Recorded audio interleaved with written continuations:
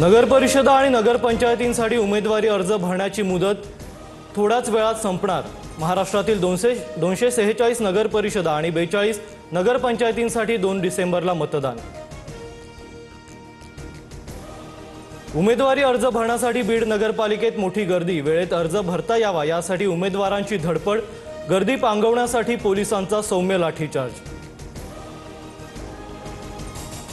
अंबरनाथमध्ये उमेदवारी अर्ज भरण्यासाठी भाजपचं शक्ती प्रदर्शन। नगराध्यक्ष पदासाठी तेजश्री करंजुले यांचा अर्ज। दुसरीकडे शिंदेंच्या शिवसेनेकडून मनीषा वाळेकर रिंगणात।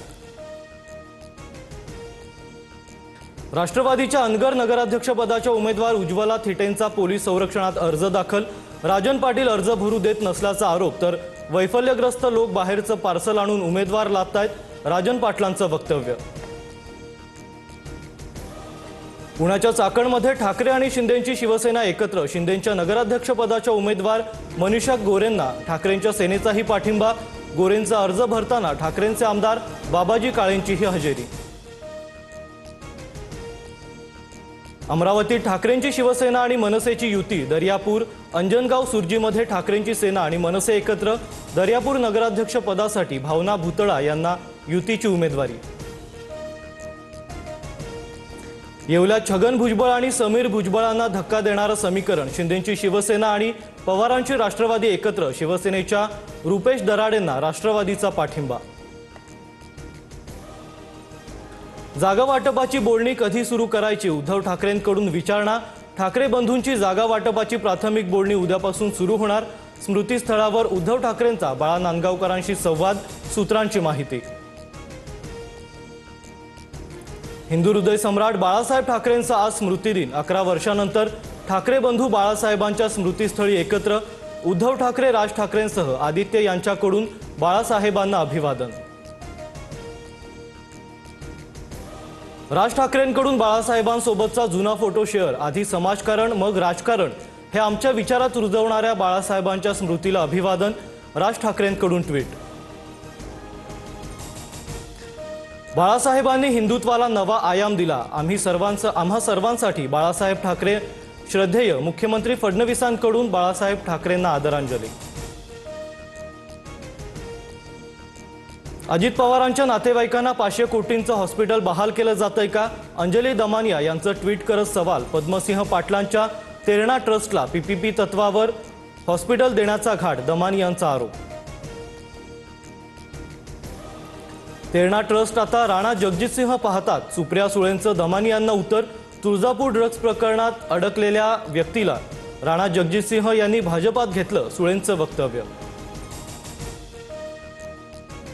मुंढवा जमीन गैरव्यवहार प्रकरणात मुठे समितीचा अहवाल आज सादर होणार। जमीन प्रकरणात गैरव्यवहार झाल्याचं उघड। समितीची स्थापना। दोषी कोण हे समोर येणार।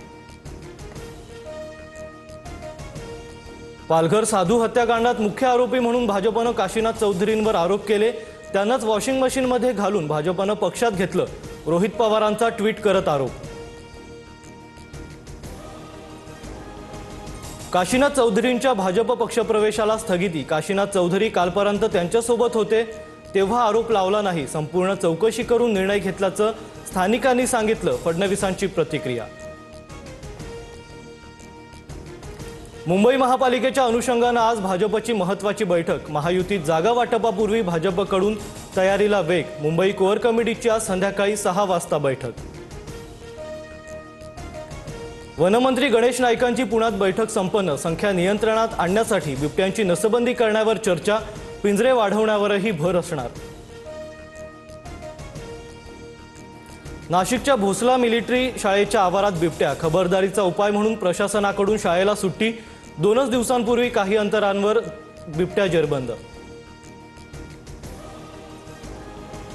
लाडक्या बहिणींना ई-केवायसी करण्यासाठीची मुदत उद्या संपणार। 1 कोटींपेक्षा अधिक महिलांनी अद्यापही ई-केवायसी केली नसल्याची माहिती। पुन्हा मुदतवाढ मिळणार का याकडे लक्ष। सौदी अरेबियात यात्रेकरूंना घेऊन जाणाऱ्या बसला टँकरची धडक। 42 जणांचा मृत्यू। मृतांमध्ये भारतीय नागरिकांचा समावेश। पंतप्रधान मोदींकडून ट्विट करत श्रद्धांजली। अनुसूचित जातीतील ज्या लोकांची आर्थिक स्थिती आणि सामाजिक प्रगती झाली आहे त्यांना आरक्षणातून बाहेर ठेवलं जावं, आरक्षणाचा लाभ गरजूंना मिळावा, सरन्यायाधीश भूषण गवईंचं मत. बांगलादेशच्या माजी पंतप्रधान शेख हसीना यांना फाशीची शिक्षा. 2024च्या हिंसाचार प्रकरणात शेख हसीना दोषी. बांगलादेशच्या इंटरनॅशनल क्राईम ट्रिब्युनलकडून फाशीची शिक्षा जाहीर. बिहारमध्ये नवं सरकार स्थापन करण्याच्या हालचाली सुरू. मुख्यमंत्री म्हणून पुन्हा नितीश कुमार. 30 मंत्र्यांसोबत शपथ घेण्याची शक्यता. 20 नोव्हेंबरला नव्या सरकारचा शपथविधी.